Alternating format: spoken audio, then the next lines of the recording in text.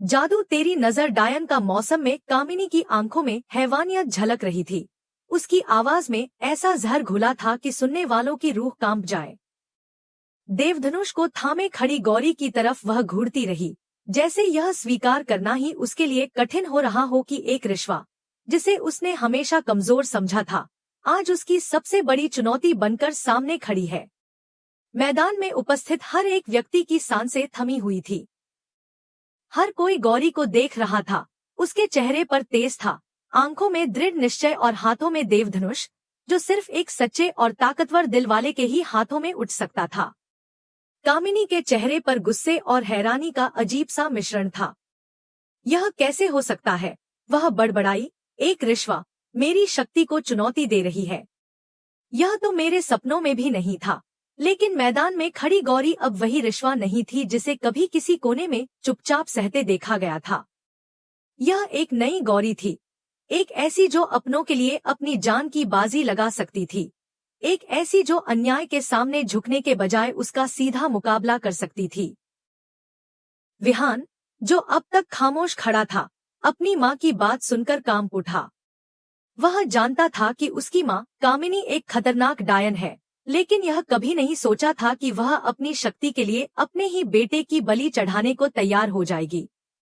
कामिनी ने अपनी लंबी स्याह चोटी को हवा में लहराते हुए कहा, डायनें वो होती हैं जो 7 घर छोड़कर वार करती हैं, लेकिन मैं वह डायन हूँ जो अपने ही बेटे को नहीं बख्शती। उसकी आंखों में जंगली पागलपन झलक रहा था, जैसे अब वह कुछ भी कर सकती है। गौरी को यह सब अस्वीकार्य लग रहा था। उसने देवधनुष को और मजबूती से थामा और एक कदम आगे बढ़कर कामिनी के सामने खड़ी हो गई। तुम्हारा बेटा तुम्हारा सबसे बड़ा अभिशाप नहीं, तुम्हारी सबसे बड़ी कमजोरी है, उसने कहा, और तुम्हारी यह सोच की शक्ति पाने के लिए अपने ही खून का बलिदान देना पड़ेगा, तुम्हें बर्बादी की तरफ ले जा रही है। कामिनी ठहाका लगाती है। उसका शरीर अब धीरे धीरे एक और विकराल रूप लेने लगा था। उसकी आंखें लाल हो चुकी थी, नाखून बड़े और धारदार हो गए थे। वह अब सिर्फ एक मां नहीं, बल्कि एक वहशी और रक्तपिपासु डायन बन चुकी थी जो अपने ही पुत्र को निगल जाने को आतुर थी। लेकिन वहीं गौरी की आंखों में डर का नामोनिशान नहीं था। उसने अपने हाथों से देवधनुष को ऊपर उठाया और एक तेज प्रकाश उस धनुष से निकलकर पूरे मैदान में फैल गया। यह रोशनी इतनी तीव्र थी कि कुछ पल के लिए कामिनी भी अपनी आंखें मिचका गई। मैदान में खड़े अन्य लोग जैसे समय के प्रवाह में थम गए थे। सबकी नजरें अब सिर्फ गौरी और कामिनी पर थी। यह लड़ाई अब सिर्फ मां और बेटे की नहीं रही थी। यह 2 शक्तियों की टक्कर थी, एक रक्षक की और दूसरी संहारक की। विहान, जो अपनी मां की बातों से आहत था, खुद को गौरी के पीछे खड़ा पाता है। वह कहता है, अगर मेरी मां ने मुझे ही अपनी ताकत के लिए कुर्बान करने की ठानी है, तो मैं उसके साथ नहीं जा सकता। मैं अपनी मां की इस अधूरी शक्ति से नहीं, गौरी की पूरी इंसानियत से जुड़ना चाहता हूँ। कामिनी चिल्लाती है, तुम मेरी संतान नहीं हो सकते। अगर तुम होते तो मेरी शक्ति के लिए खुद को समर्पित कर देते। अब तुम भी मेरी राह का कांटा हो और मुझे तुम्हें भी खत्म करना होगा। उसकी आवाज गूंजते हुए आसमान तक पहुंचती है और वह एक तेज झपट्टा मारकर विहान की ओर बढ़ती है। लेकिन तभी गौरी धनुष से एक आभा छोड़ती है जो कामिनी को रोक देती है। तुम्हारी शक्ति अब खत्म हो चुकी है कामिनी, गौरी ने दृढ़ स्वर में कहा। तुमने जिस बेटे को शक्ति का साधन समझा, वह अब तुम्हारे खिलाफ खड़ा है, और यह देवधनुष अब तुम्हारे अंधकार को मिटाने आया है। कामिनी चिढ़कर कहती है, मैंने जन्म दिया है इस शक्ति को, इसे मुझसे कोई नहीं छीन सकता। लेकिन गौरी एक एक कदम बढ़ती जाती है और हर कदम के साथ देवधनुष से निकलती रोशनी और अधिक प्रखर होती जाती है। आसमान में काले बादल मंडराने लगते हैं, जैसे प्रकृति भी इस युद्ध का गवाह बनना चाहती हो। कामिनी की शक्तियां अब डगमगाने लगी थी। उसके आसपास की ऊर्जा अस्थिर हो गई थी। वह चीखती है, मैं हार नहीं मानूंगी। मैं दुनिया की सबसे ताकतवर डायन बन सकती थी, अगर यह बेटा मेरे साथ होता। गौरी जवाब देती है, और अगर एक माँ अपनी ममता को त्याग कर सिर्फ शक्ति के पीछे भागे तो वह शक्ति उसे खत्म कर देती है। तुम अब वो बन चुकी हो जिससे तुम खुद डरती थी, अकेली और असहाय। गौरी के शब्दों ने कामिनी को भीतर तक झकझोर दिया। उसकी आंखों में एक पल के लिए पछतावा भी नजर आया, लेकिन तुरंत ही वह फिर से झटके से उठी, अपने अंतिम वार के लिए। लेकिन इस बार गौरी ने संकल्प के साथ देवधनुष से निकली आभा को सीधा कामिनी की ओर मोड़ा, जिससे कामिनी जोर से चीखी और धरती पर गिर पड़ी। गौरी की जीत साफ थी, लेकिन उसकी आंखों में खुशी नहीं, सिर्फ शांति और गंभीरता थी। उसने धीरे से देवधनुष नीचे रखा और विहान की तरफ देखा, जो अब तक स्तब्ध खड़ा था। दोनों की नजरें मिली और एक मौन संवाद ने सब कुछ कह दिया। युद्ध खत्म हो गया था, लेकिन इसकी गूंज अब भी हवाओं में थी। और इस पहले अध्याय का अंत इस बात से हुआ कि अब रिवांशी गौरी केवल एक साधारण रिश्वा नहीं रही, अब वह बन चुकी थी अंधकार के खिलाफ उजाले की उम्मीद। मैदान में गूंज रही थी सिर्फ एक आवाज, दर्द और विनती की। गौरी, जिसका चेहरा चिंता से तना हुआ था, बार बार कामिनी से कह रही थी, रुको, मत करो ऐसा। विहान को कुछ मत होने दो। लेकिन कामिनी की आंखों में अब कोई ममता या रिश्ते की झलक नहीं थी, सिर्फ अंधकार और सत्ता की भूख थी। वह सिर्फ मुस्कुराई, एक धीमी, भयावह मुस्कान जो बता रही थी कि अब वह किसी की बात नहीं सुनने वाली।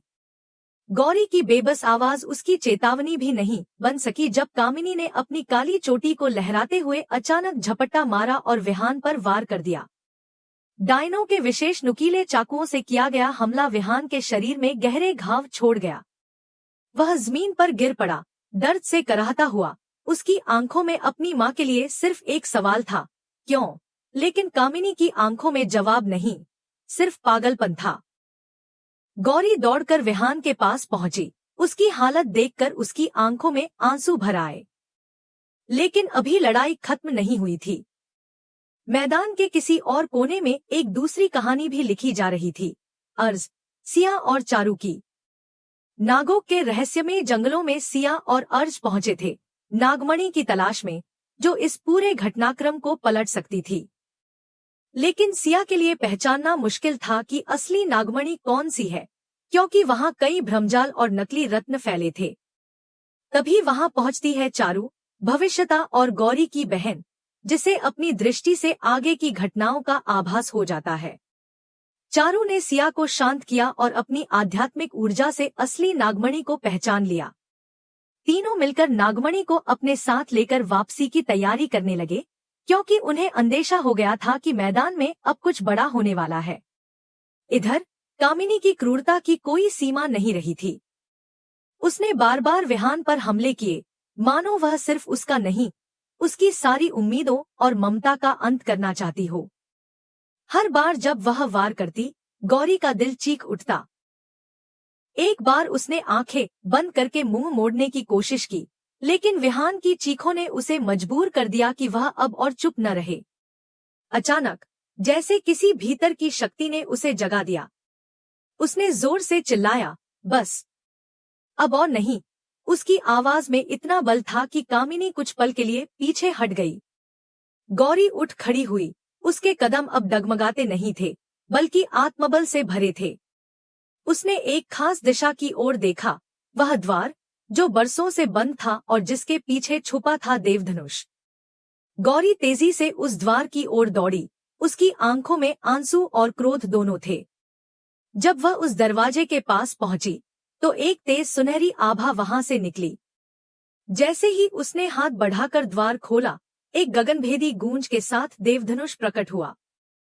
देवधनुष को हाथ में लेते ही गौरी की पूरी काया से एक तेज प्रकाश निकलने लगा, मानो आकाश ने भी उसका साथ देने का निर्णय ले लिया हो। उसने मैदान की तरफ देखा, जहां कामिनी अब भी तैयार खड़ी थी, लेकिन इस बार सामने सिर्फ एक रिश्वा नहीं, बल्कि देवशक्ति से जुड़ी रिवांशी गौरी थी।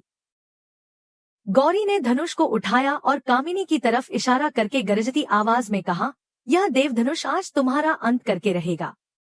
तुम्हारी हर चाल, हर झूठ और हर अत्याचार का अब हिसाब होगा। कामिनी ठहाका लगाकर बोली, तू क्या करेगी इस धनुष से? मैं वो डायन हूँ जो देवताओं को भी चकमा दे चुकी है। लेकिन इस बार गौरी के जवाब में शब्द नहीं, बल्कि देवधनुष की अग्निवर्षा थी। धनुष से निकली पहली ही आभा ने कामिनी को पीछे ढकेल दिया। उसके आसपास की हवाएं तेज हो गई, बिजली कड़कने लगी और मैदान की जमीन थरथरा उठी। तभी अर्ज, सिया और चारू भी वहां पहुंचते हैं, नागमणि के साथ। जैसे ही नागमणि को चारू ने देवधनुष की ओर बढ़ाया, उसकी ऊर्जा और तेज बढ़ने लगी। अब गौरी सिर्फ अकेली नहीं थी, उसकी शक्ति को नागमणि का बल और परिवार का साथ मिल गया था। कामिनी अब लड़खड़ा रही थी, लेकिन अभी उसकी चालें खत्म नहीं हुई थी। उसने एक आखिरी बार खुद को ऊर्जा से भरकर वार करने की कोशिश की, लेकिन गौरी ने धनुष से निकली दिव्य आभा से उसे रोक दिया। यह एक ऐसी शक्ति थी जो अंधकार को भस्म करने के लिए बनी थी। गौरी की आंखों में अब डर नहीं था, सिर्फ दृढ़ता थी। उसने कामिनी से कहा, तुमने अपने ही बेटे को कुर्बान करने की कोशिश की, लेकिन अब तुम्हारा अंत निश्चित है। कामिनी चीखती है, लेकिन उसकी चीख अब किसी पर असर नहीं करती। देवधनुष की अग्नि लहर ने उसे चारों ओर से घेर लिया। उस आखिरी पल में कामिनी की आंखों में भय और पछतावा दोनों झलकते हैं, लेकिन अब बहुत देर हो चुकी थी। देवधनुष की शक्ति से वह राख में बदल जाती है और हवाएं उस राख को मैदान से बाहर उड़ा ले जाती हैं। लोग स्तब्ध होकर यह दृश्य देखते हैं।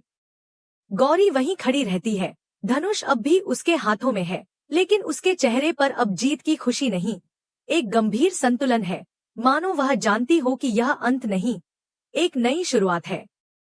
विहान घायल अवस्था में उसकी तरफ देखता है और उनके बीच जो संवाद होता है वह मौन में ही सब कुछ कह जाता है। और इस तरह कहानी का यह दूसरा अध्याय खत्म होता है एक निर्णायक मोड़ पर, जहां एक ऋषवा ने अपने प्रेम, अपने विश्वास और अपनी शक्ति के बल पर एक दुष्ट डायन को मिटा दिया। लेकिन क्या कामिनी सचमुच खत्म हो गई है, या फिर वह कहीं छुपकर रच रही है कोई नई चाल? यह रहस्य अब भी हवा में तैर रहा है।